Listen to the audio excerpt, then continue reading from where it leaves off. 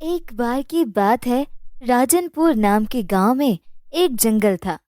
वो जंगल गांव और शहर में जाने वाली सड़क को जोड़ता था और उस घने जंगल में एक कुआं था जो काफी समय से इस्तेमाल में नहीं आता था। उसमें पानी तो था, लेकिन किसी को भी उस कुएं के पानी की जरूरत नहीं पड़ती थी।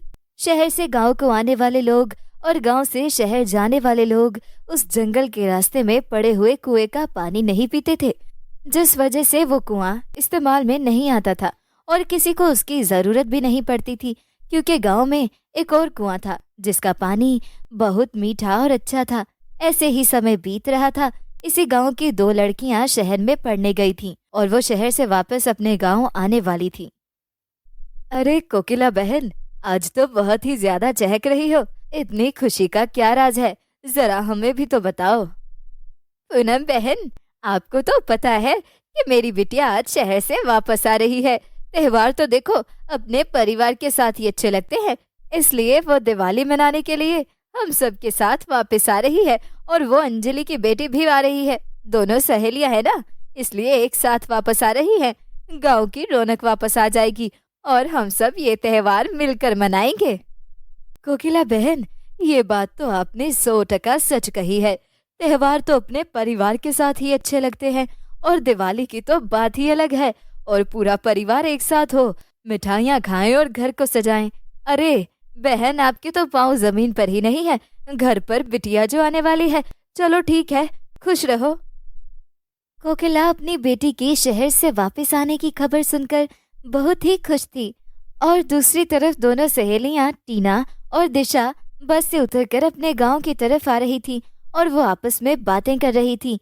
यार, हॉस्टल का खाना खा खा कर मैं तो बोर ही हो चुकी थी। अब मम्मी के हाथ की गर्मा गर्म रोटियां और स्वादिष्ट सब्जी खाकर पेट भरूंगी। तुझे पता है, मेरी मम्मी के हाथ में जादू है, जादू। बहुत ही ज्यादा स्वादिष्ट खाना बनाती है, जिसे खाकर पेट तो भर जाता है लेकिन मन नहीं भरता। अब घर जाकर पेट भरकर खाना खाऊंगी और फिर सुकून की नींद सोऊंगी। हाँ, माँ के हाथ में तो जादू होता है। माँ तो चाहे सूखी रोटी ही क्यों ना दे, वो भी स्वादिष्ट लगती है। और माँ के आंचल में तो अलग ही सुकून मिलता है। पूरे 1 साल बाद हम अपने गांव वापस जा रहे हैं। दिवाली पर ही आए थे और अब दिवाली पर ही जा रहे हैं। यार, दिवाली का एक साथ मनाने का अपना ही अलग मजा है और हमारी दोस्ती दिन ब दिन गहरी होती जा रही है। दिवाली पर तो मुझे अपने घर बुला रही है ना? हाँ हाँ, क्यों नहीं। दिवाली अपने परिवार और दोस्तों के साथ ही मनानी चाहिए। और तुम तो फिर भी मेरी बहुत अच्छी दोस्त हो। शहर में तुमने मेरा बहुत साथ दिया और तुझे पता है, मेरी माँ ने मेरे आने के स्वागत में न जाने कितनी तैयारियां की होंगी। तरह तरह के पकवान बनाए होंगे, घर को सजाया होगा। दिशा, वैसे 1 साल में ये जंगल और भी ज्यादा घना नहीं लग रहा, ज्यादा पेड़ लग चुके हैं। चलो अच्छा है, हमारे गांव में लोगों को पेड़ लगाने की आदत है, काटने की नहीं। हमारे गांव की हवा शुद्ध है, यहाँ के लोग कम बीमार पड़ते हैं। शहरों में तो अस्पताल भरे ही रहते हैं। ऊंची ऊंची इमारत बनाने के चक्कर में पेड़ों की तो ऐसे कटाई कर रहे हैं जैसे पेड़ों की तो हमें जरूरत ही नहीं। दिशा, तुमने ये आवाज सुनी? ये घुंघरू की आवाज कहाँ से आ रही है? यार तू डरा मत, एक तो वैसे ही डर लग रहा है। एक तो वैसे ही इतना घना जंगल है जिसे देखकर मुझे डर लग रहा है, और आसपास कोई हमारा गांव वाला भी तो नजर नहीं आ रहा। इस जंगल में हम बस अकेले ही हैं। सूरज भी ढलता जा रहा है। मुझे भी घुंघरू की आवाज आ रही है, लेकिन कहाँ से आ रही है ये आवाज? मेरे पास नहीं आओगी? यहाँ आओ। शहर से आ रही हो, प्यास लग रही होगी। जरा यहाँ आओ और अपनी प्यास बुझाओ। तुम्हें प्यास लगी होगी। आओ आओ प्यारी लड़कियों, यहाँ आओ और यहाँ आकर अपनी प्यास बुझाओ। देखो मैं तुम्हें कितने प्यार से बुला रही हूँ। किसी की आवाज इतनी सुरीली हो सकती है? नहीं ना? देखो, क्या तुम मुझसे मिलना नहीं चाहोगी? टीना, मैंने ये आवाज पहले कभी नहीं सुनी। ये कहाँ से आ रही है? लगता है कुएं के अंदर से आ रही है, लेकिन कुएं के अंदर कौन हो सकता है? हमें पानी पीने के लिए कौन बुला रहा है? चल भाग यहाँ से, मुझे कोई प्यास व्यास नहीं लगी। पता नहीं दिशा, चुपचाप इस कुएं की आवाज सुने बिना दुम दबाकर यहाँ से भाग, जितनी जल्दी हो सके। दिशा और टीना बहुत ही ज्यादा डर जाती हैं उन्हें इस मौसम में भी पसीना आ जाता है। वो थर-थर कांप रही थी कि तभी कोई जंगल से लंबा और भयानक हाथ आ जाता है और वो टीना को कुएं के अंदर खींच लेता है। दिशा भागने में कामयाब रहती है और भागते भागते चिल्लाती है, बचाओ बचाओ, मुझे इस कुएं के भूत से बचाओ और मेरी दोस्त टीना को भी बचाओ। दिशा की ये हालत देखकर तमाम गांव वाले इकट्ठे हो जाते हैं। दिशा कुएं की आने वाली तमाम आवाजों के बारे में गांव वालों को बताती है और टीना के बारे में भी बताती है, जिसे सुनकर कोकिला के तो होश ही उड़ जाते हैं। रो रो कर उसका बुरा हाल हो जाता है। नहीं नहीं, ऐसा नहीं हो सकता, कह दो ये झूठ है, कह दो ना ये सब झूठ है, कह दो कि टीना शहर से वापस नहीं आ रही थी, उसका हम सबसे मिलने को दिल नहीं चाह रहा था और वह हमारे साथ दिवाली नहीं मनाना चाहती थी और इस बार दिवाली अपने दोस्तों के साथ शहर में मनाना चाहती थी। यही सच है ना बेटा? मुझे सच सच बताओ, ऐसा नहीं हो सकता। कोकिला मासी, खुद को संभालिए, वो तो आपसे मिलने के लिए तड़प रही थी। हम दोनों बातें ही कर रहे थे कि तभी कुएं से किसी लड़की की आवाज आई। पहले घुंघरू की आवाज, जैसे कोई छम छम घुंघरू बजा रहा हो, और फिर उसके बाद लड़की की आवाज जो पानी पीने के लिए बुला रही थी, और फिर एक लंबा सा भयानक हाथ आया और वो कुएं के अंदर टीना को खींचकर ले गया। भूतिया कुएं की बातें सुनकर गांव के लोग थर थर कांपने लगे, क्योंकि गांव से बाहर जाने का और बाहर से गांव में अंदर आने का बस वही एक रास्ता था। इस रास्ते में वो भूतिया कुआं पड़ता था। अब तो लोगों के अंदर बहुत ही ज्यादा डर बैठ गया था। जैसे ही सूरज ढलता वैसे ही वो आवाज आनी शुरू हो जाती, पहले घुंघरू बजने की, फिर अपने पास बुलाने की। एक दिन कुछ बच्चे खेलते खेलते जंगल के पास पहुंच जाते हैं। उन्हें जंगल में बहुत ही ज्यादा मजा आ रहा था और वो वहीं खेलने लगे। सूरज ढलने लगता है और दोबारा से वो आवाज आनी शुरू हो जाती है। अरे, ये आवाज तो कितनी ज्यादा सुरीली है, मुझे प्यास भी बहुत ज्यादा लग रही है, चलो ना इसका पानी पी कर आता हूँ। राजू, तू पागल हो गया है, हमें इसके पास नहीं जाना चाहिए। क्या तुझे पता नहीं कि ये एक भूतिया कुआं है? अब तो बहुत ज्यादा डर भी लग रहा है, लगता है हम इस कुएं की मौत का शिकार हो जाएंगे। खेल ही खेल में हमें तो समय का पता ही नहीं चला। अगर प्यास लगी है तो घर जाकर पी लेना, इस भूतिया कुएं का नहीं, वरना इस भूत का शिकार हो जाएगा तू। देख पवन, मुझे बहुत ज्यादा प्यास लग रही है, अगर मुझे अभी पानी ना मिला तो मैं प्यास के मारे मर जाऊंगा। मुझे बहुत प्यास लगी है, मैं इस कुएं का पानी पीने जा रहा हूँ। राजू पवन की एक नहीं सुनता और वो पानी पीने चला जाता है। जैसे ही कुएं के पास जाता है, वही भयानक हाथ आता है और राजू को अपने अंदर खींचकर ले जाता है। राजू की मौत से पूरा गांव सहम जाता है। सुबह हो जाने के बाद गांव वाले इकट्ठे होकर भूतिया कुएं के पास आते हैं, क्योंकि दिन में कोई खतरा नहीं था। हाय हाय, मेरा राजू, मेरे राजू को भी इस भूतिया कुएं ने अपनी लपेट में ले लिया। मेरा इकलौता बेटा मुझे छोड़कर चला गया, मेरा राजू मुझे छोड़कर चला गया। देखो गांव वालों, ये कुआं दिन ब दिन भयानक होता चला जा रहा है। दिन में तो कोई खतरा नहीं है, लेकिन गलती से भी सूरज ढलने के बाद यहाँ से कोई नहीं गुजरेगा।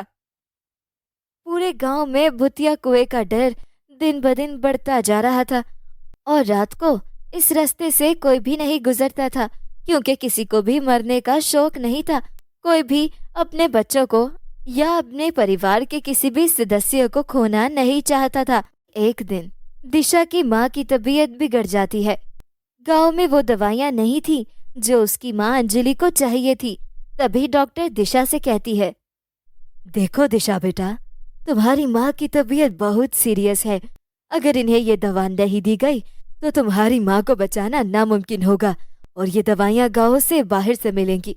तुम तो जानती हो, इस समय गांव से बाहर जाना अपनी मौत को दावत देना है। वो भूतिया कुआं अपना शिकार बना लेगा। मैं उस कुएं की आवाज नहीं सुनूंगी और न ही उसके पास जाऊंगी। मेरी माँ को दवाइयों की जरूरत है और मैं मेरी माँ को इस तरह तड़प तो नहीं देख सकती। मैं अपनी माँ के लिए दवाइयाँ लेने जरूर जाऊंगी। मैं जा रही हूँ। ठीक है बेटा, मैं समझ सकती हूँ, लेकिन अपना ख्याल रखना और इस भूतिया कुएं की बातों में हरगिज ना आना, ठीक है? ऊपर वाला तुम्हारी रक्षा करे। दिशा अपनी माँ की दवाइयाँ लेने जा रही थी कि तभी गांव की कुछ औरतें दिशा को जंगल की तरफ जाते हुए देखकर बोलती हैं। अरे, बहुत मरने का शौक है क्या? क्यों जा रही हो जंगल की तरफ? उस भूतिया कुएं के बारे में नहीं जानती क्या? इसका शिकार होना है क्या? अपनी मौत को क्यों दावत दे रही हो? अपने घर वापस जाओ। अरे, मेरी माँ की तबीयत बहुत ज्यादा खराब है और मैं मेरी माँ को इस हाल में देखकर हाथ पर हाथ नहीं रख सकती। मेरी माँ को दवाइयों की जरूरत है और वो दवाइयाँ गांव के बाहर से मिलेंगी। मैं जा रही हूँ, आप मुझे मत रोकिए। दिशा किसी की बात नहीं सुनती क्योंकि वो अपनी माँ को तड़पता हुआ नहीं देख सकती थी, इसलिए वो मौत की भी परवाह नहीं करती। वो गांव से बाहर दवाइयाँ लेने चली जाती है। दवाइयाँ लेकर वापस आ ही रही होती है, लेकिन आज उसे वो आवाज नहीं आई थी जो उस दिन आ रही थी, ना ही घुंघरू बजने की और ना ही किसी लड़की की। दिशा कुछ देर उधर ही खड़ी हो जाती है। उसे डर तो बहुत लग रहा था, लेकिन ऐसा कैसे हो सकता था कि आवाज ना आए। वो कुछ देर रुककर देखती है। रात के 8 बज रहे हैं, लेकिन ना ही घुंघरू बजने की आवाज आ रही है और ना ही उस लड़की की आवाज आ रही है जो पानी पीने के लिए अपने पास बुलाती है।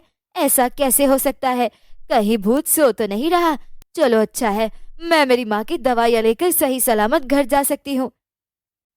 एक बार कुएं के अंदर जाकर देखूं क्या भूत सोता हुआ कैसा लगता है। अरे अरे, पागल है क्या दिशा?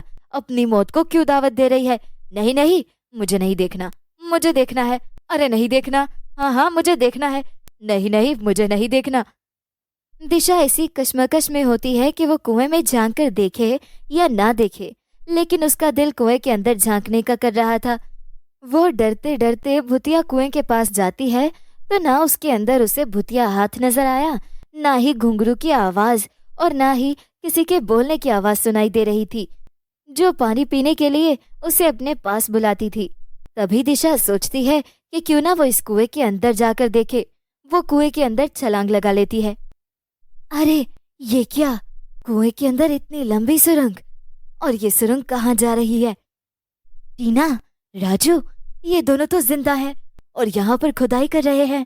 ये यहाँ पर क्या हो रहा है? मुझे छुपकर पता लगाना होगा, आखिर सच क्या है। वो करीब जाकर देखती है तो दो बहुत ही ज्यादा अमीर दिखने वाली औरतें आपस में बात कर रही होती हैं। बस कल तक और जो इस गांव में खजाने से भरा महल है वहां तक पहुंच जाएंगे और वहां से सारा खजाना लेकर भाग जाएंगे और इस खजाने से माला माल हो जाएंगे। किसी को पता भी नहीं चलेगा इस गांव में कौन आया था और कौन उनके गांव में चोरी करके सब चुरा कर ले गया था। वैसे सोनाक्षी, तुम्हें मानना पड़ेगा, तुम्हारा दिमाग बहुत चलता है। हॉरर मूवी देखकर तूने हॉरर स्टोरी बना ही डाली। तुमने गाँव वालों को बहुत बेवकूफ बनाया कि ये कुआं भूतिया है, इस कुएं में भूत है। बेचारे मासूम गांव वाले, वो तो रात को इस रास्ते से गुजरते ही नहीं है और रात में हमारा काम आसानी से हो जाता है और इसी का फायदा उठाकर हम इतनी बड़ी चोरी करने वाले हैं।